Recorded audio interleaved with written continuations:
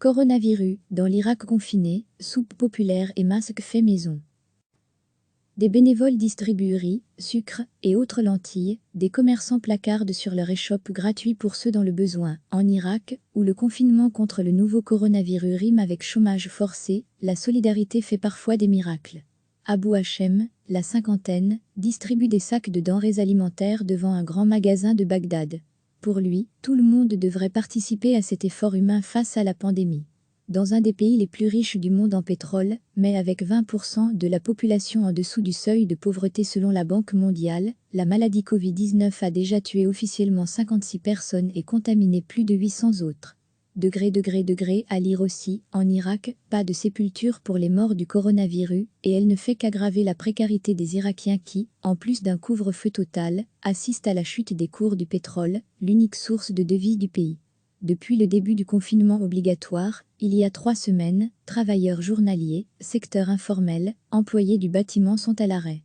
Aujourd'hui, seuls les fonctionnaires et quelques rares exceptions touchent encore un salaire. Mais ces chanceux doivent subvenir aux besoins de toute leur famille, car plus personne ne peut apporter un petit revenu supplémentaire, avec des ventes à la sauvette, des petits boulots de journalier ou quelques courses, comme chauffeur VTC. Je connais un maçon chef d'un foyer de 8 personnes, du jour au lendemain, il n'a plus gagné un sou, affirme Alaf Mustafa Issa, un Bagdadi de 31 ans qui, avec d'autres bénévoles, aide désormais plus de 450 familles. Un père de famille a dû vendre sa bouteille de gaz pour nourrir ses proches, rapporte-t-il encore. Et un autre a vendu son téléphone. Contrairement à l'époque de l'embargo international imposé à l'Irak de Saddam Hussein, les rayons des magasins ne sont plus vides. Aujourd'hui, Bagdad est pleine de denrées alimentaires, mais les gens n'ont pas de quoi les acheter, regrette M. Issa. Et parfois, ils ont trop honte pour demander de l'aide. Une femme a traversé la moitié de Bagdad pour demander à manger dans une mosquée loin de chez elle, afin que personne ne la reconnaisse, raconte-t-il. À lire aussi, les orages de cytokines semblent jouer un rôle clé dans les cas graves de Covid-19 pour un haut responsable gouvernemental, le pire reste à venir. La pauvreté alimentaire pourrait toucher près de 50% de la population d'ici mai, assure-t-il, alors que les cartes de rationnement héritées de l'époque de l'embargo sont bien loin de couvrir les besoins minimums des Irakiens en produits subventionnés. Officiellement, les autorités assurent que leurs réserves de 60 milliards de dollars suffiront à couvrir un peu plus d'un an d'importation de céréales et viandes, mais la crise économique qui guette ne peut mener qu'à l'austérité, l'inflation voire la dévaluation, selon les experts. Le Premier ministre désigné, Adnan Zorfi, a aussi évoqué la possibilité que l'État ne puisse plus payer ses millions de fonctionnaires. Dans le doute, M. Issa a stocké de quoi assurer ses distributions alimentaires jusqu'à juillet.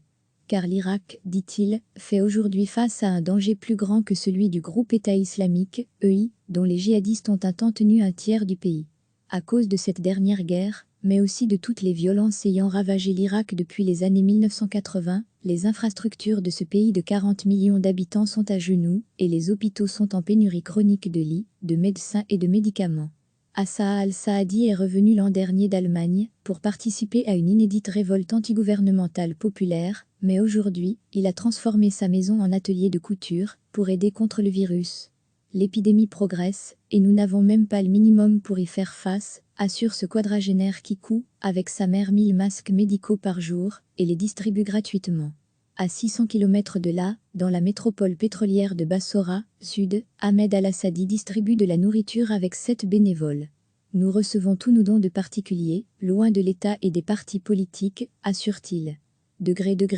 À lire aussi, coronavirus, des morts dans les rues en Équateur, le vice-président présente ses excuses à Aliya, Najaf ou Nassiriya, également dans le sud, d'autres Irakiens font de même, tandis que des propriétaires ont cessé de réclamer des loyers et des magasins de faire payer leurs clients les plus pauvres. En Irak, pays parmi les plus corrompus du monde, avec un des taux d'emploi les plus bas selon la Banque mondiale, les guerres ont fait des centaines de milliers de morts et invalides, fragilisant des familles entières. Alors que la pandémie progresse, mieux vaut prévenir que guérir, préconise Mohamed Al-Joubouri, agriculteur de la province de Babylone. Aujourd'hui, nous devons aider les plus pauvres, pour que Dieu nous épargne de la maladie, dit-il. Recevez chaque matin l'essentiel de l'actualité. Des bénévoles distribuent riz, sucre et autres lentilles, des commerçants placardent sur leur échoppe gratuit pour ceux dans le besoin. En Irak, où le confinement contre le nouveau coronavirus rime avec chômage forcé, la solidarité fait parfois des miracles. Abou Hachem, la cinquantaine, distribue des sacs de denrées alimentaires devant un grand magasin de Bagdad. Pour lui, tout le monde devrait participer à cet effort humain face à la pandémie. Dans un des pays les plus riches du monde en pétrole, mais avec 20% de la population en dessous du seuil de pauvreté selon la Banque mondiale, la maladie Covid-19 a déjà tué officiellement 56 personnes et contaminé plus de 800 autres.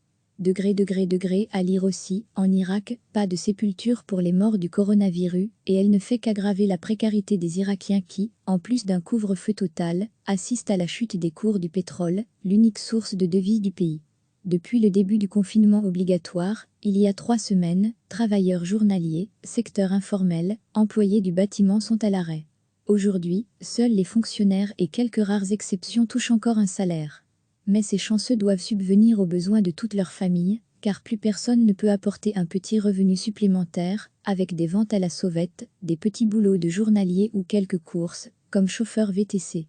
Je connais un maçon chef d'un foyer de 8 personnes, du jour au lendemain, il n'a plus gagné un sou, affirme Alaf Mustafa Issa, un Bagdadi de 31 ans qui, avec d'autres bénévoles, aide désormais plus de 450 familles.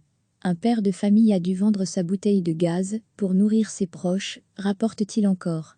Et un autre a vendu son téléphone. Contrairement à l'époque de l'embargo international imposé à l'Irak de Saddam Hussein, les rayons des magasins ne sont plus vides. Aujourd'hui, Bagdad est pleine de denrées alimentaires, mais les gens n'ont pas de quoi les acheter, regrette M. Issa. Et parfois, ils ont trop honte pour demander de l'aide. Une femme a traversé la moitié de Bagdad pour demander à manger dans une mosquée loin de chez elle, afin que personne ne la reconnaisse, raconte-t-il. À lire aussi, les orages de cytokines semblent jouer un rôle clé dans les cas graves de Covid-19 pour un haut responsable gouvernemental, le pire reste à venir. La pauvreté alimentaire pourrait toucher près de 50% de la population d'ici mai, assure-t-il, alors que les cartes de rationnement héritées de l'époque de l'embargo sont bien loin de couvrir les besoins minimums des Irakiens en produits subventionnés. Officiellement, les autorités assurent que leurs réserves de 60 milliards de dollars suffiront à couvrir un peu plus d'un an d'importation de céréales et viande, mais la crise économique qui guette ne peut mener qu'à l'austérité, l'inflation voire la dévaluation, selon les experts. Le Premier ministre désigné, Adnan Zorfi, a aussi évoqué la possibilité que l'État ne puisse plus payer ses millions de fonctionnaires. Dans le doute, M. Issa a stocké de quoi assurer ses distributions alimentaires jusqu'à juillet.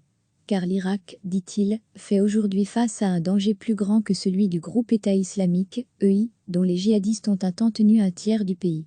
À cause de cette dernière guerre, mais aussi de toutes les violences ayant ravagé l'Irak depuis les années 1980, les infrastructures de ce pays de 40 millions d'habitants sont à genoux, et les hôpitaux sont en pénurie chronique de lits, de médecins et de médicaments. Assa al-Saadi est revenu l'an dernier d'Allemagne pour participer à une inédite révolte antigouvernementale populaire, mais aujourd'hui, il a transformé sa maison en atelier de couture pour aider contre le virus. L'épidémie progresse, et nous n'avons même pas le minimum pour y faire face, assure ce quadragénaire qui coud, avec sa mère 1000 masques médicaux par jour, et les distribue gratuitement. À 600 km de là, dans la métropole pétrolière de Bassora, sud, Ahmed Al-Assadi distribue de la nourriture avec 7 bénévoles. Nous recevons tous nos dons de particuliers, loin de l'État et des partis politiques, assure-t-il.